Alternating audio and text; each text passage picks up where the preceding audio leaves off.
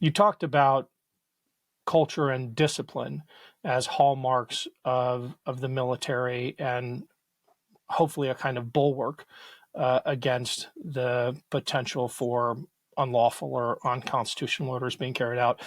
The discipline piece of that factors into your formula for character, right? But it cuts both ways, because a disciplined force can be just as dangerous to democracy or stability if their convictions are not ones rooted in the same values.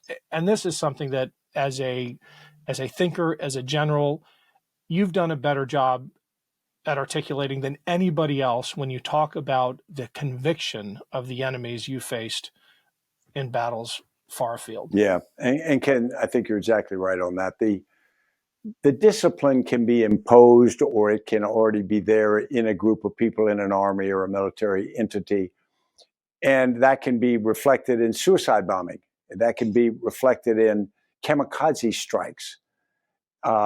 People's willingness to do what they are ordered to do can be absolute. And they will look at people, Japanese soldiers who stayed in the jungles for decades after the Second World War because they thought that was their mission. It's the conviction part that's so important. And there's a range of convictions. There is absolute room for us all not to believe exactly the same thing.